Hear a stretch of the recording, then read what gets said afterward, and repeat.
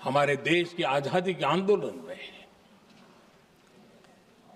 सैकड़ों महिलाओं ने नेतृत्व किया, लक्षावधि महिलाओं ने योगदान दिया। एक घटना का मैं जिक्र करना चाहता हूं। 22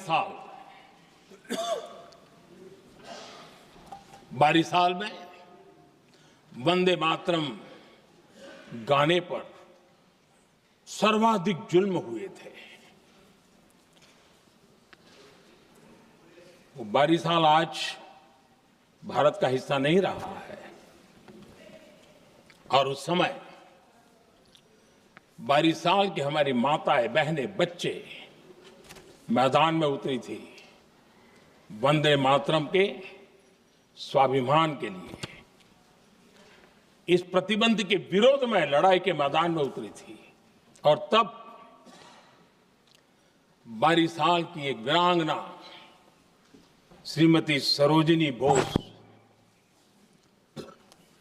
जिन्होंने उस जमाने में वहां की भावना को देखिए और उन्होंने कहा था कि वंदे मातरम जो प्रतिबंध लगा है, जब तक ये प्रतिबंध नहीं हटता है मैं अपनी चूड़ियां जो पहनती हूं निकाल दूंगी। भारत में वो एक जमाना था, चूड़ी निकालना यानी महिला के जीवन की बहुत बड़ी घटना हुआ करती। लेकिन उनके लिए वंदे मातरम की वो भावना थी, उन्होंने अपनी सोने की चूड़ियां, जब तक वंदे मातरम प्रतिबंध नहीं हटेगा मैं दोबारा नहीं धारण करूंगी, ऐसा बड़ा व्रत ले लिया था। हमारे देश के बालक भी पीछे नहीं रहे थे। उनको कोड़े की सजा होती थी, छोटी छोटी उम्र में उनको जेल में बंद कर दिया जाता।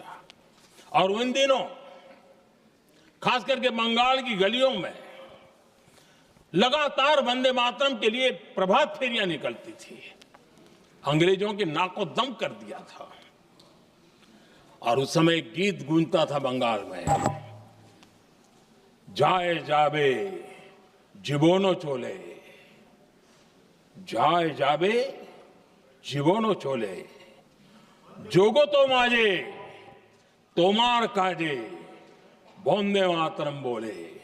अर्थात हे मां, संसार में तुम्हारा काम करते और वंदे मातरम कहते जीवन भी चला जाए तो वो जीवन भी धन्य है। ये बंगाल की गलियों में बच्चे कह रहे हैं। ये गीत उन बच्चों की हिम्मत का स्वर था और उन बच्चों की हिम्मत ने देश को हिम्मत दी थी। बंगाल की गलियों से निकली आवाज देश की आवाज बन गई थी।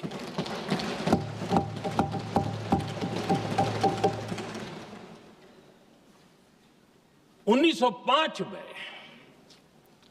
फरीदपुर के गांव में बहुत छोटी छोटी उम्र के बच्चे जब वंदे मातरम के नारे लगा रहे थे, अंग्रेजों ने बेरहमी से उन पर कोड़े मारे थे। यानी एक प्रकार से जीवन और मृत्यु के बीच लड़ाई लड़ने के लिए मजबूर कर दिया था। इतना अत्याचार हुआ था। 1906 में नागपुर में नील सिटी हाई स्कूल के उन बच्चों पर भी अंग्रेजों ने ऐसे ही जुल्म किए थे। गुनाह यही था कि वो एक स्वर से वंदे मातरम बोल करके खड़े हो गए थे। उन्हें वंदे मातरम के लिए मंत्र का महात्म्य अपनी ताकत से सिद्ध करने का प्रयास किया था। हमारे जांबाज सपूत बिना किसी डर के फांसी के तख्त पर चढ़ते थे और आखिरी सांस तक वंदे मातरम, वंदे मातरम, वंदे मातरम, यही उनका भाव घोष रहता था। खुदीराम बोस, मदनलाल ढींगरा, राम प्रसाद बिस्मल, अशफाकुल्ला खान, रोशन सिंह, राजेंद्र नाथ लाहिड़ी, रामकृष्ण विश्वास, अनगिनत जिन्होंने वंदे मातरम कहते कहते फांसी के फंदे को अपने गले पर लगाया था। लेकिन देखिए, ये अलग अलग जेलों में होता था, अलग अलग इलाकों में होता था।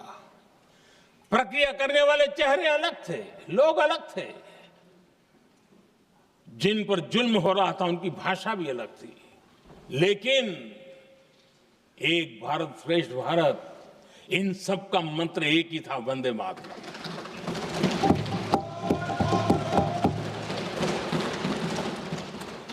चटगांव की स्वराज क्रांति, जिन युवाओं ने अंग्रेजों को चुनौती दी, वे भी इतिहास के चमकते हुए नाम है। हरगोपाल बाग, पुलिन विकास घोष, त्रिपुर सेन, इन सब ने देश के लिए अपना बलिदान दिया। मास्टर सूर्यसेन को 1934 में जब फांसी दी गई, तब उन्होंने अपने साथियों को एक पत्र लिखा और पत्र में एक ही शब्द की गूंज थी और वो शब्द था वंदे मातरम।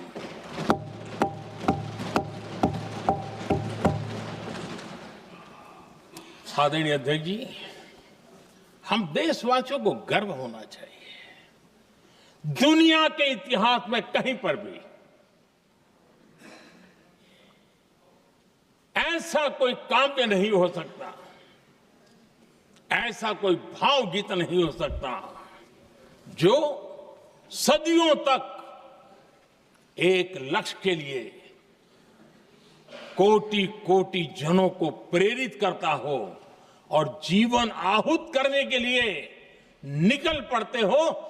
दुनिया में ऐसा कोई भावगीत नहीं हो सकता जो वंदे मातरम। पूरे विश्व को पता होना चाहिए कि गुलामी के कालखंड में भी ऐसे लोग हमारे यहां पैदा होते थे जो इस प्रकार के भावगीत की रचना कर सकते थे। ये विश्व के लिए अजूबा है, हमें गर्व से कहना चाहिए, तब दुनिया भी मानना शुरू करेगी। ये हमारी स्वतंत्रता का मंत्र था, ये बलिदान का मंत्र था, ये ऊर्जा का मंत्र था, ये सात्विकता का मंत्र था, ये समर्पण का मंत्र था, ये त्याग और तपस्या का मंत्र था, संकटों को सहने का सामर्थ्य देने का ये मंत्र था, और वो मंत्र वंदे मातरम था। और इसलिए गुरुदेव रविंद्रनाथ टैगोर ने लिखा था, उन्होंने लिखा था, एकी सूत्रे बांधी आछी सोहोस्टोटी मौन, एक ही कार्य सौंपी आछी सहस्त्र जीवन, वंदे मातरम। अर्थात एक सूत्र में बंधे हुए सहस्त्र मन, एक ही कार्य में अर्पित सहस्त्र जीवन, वंदे मातरम। ये रविंद्रनाथ टैगोर जी ने लिखा। आदरणीय अध्यक्ष जी, उसी कालखंड में वंदे मातरम की रिकॉर्डिंग दुनिया के अलग अलग भागों में पहुंची और लंदन में जो क्रांतिकारियों की एक प्रकार से तीर्थ भूमि बन गया था, वो लंदन का इंडिया हाउस, वीर सावरकर जी ने वहां वंदे मातरम गीत, और वहां ये गीत बार बार गूंजता था। देश के लिए जीने मरने वालों के लिए वो एक बहुत बड़ा प्रेरणा का अवसर रहता था। उसी समय बिपिन चंद्र पाल और महर्षि अरविंद घोष, उन्होंने अखबार निकाले, उस अखबार का नाम भी उन्होंने वंदे मातरम रखा। यानी डगर डगर पर अंग्रेजों की नींद हराम करने के लिए वंदे मातरम काफी हो जाता था और इसलिए उन्होंने इस नाम रखा। अंग्रेजों ने अखबारों पर रोक लगा दी तो मैडम भीकाजी कामा ने पेरिस में एक अखबार निकाला और उसका नाम उन्होंने वंदे मातरम रखा।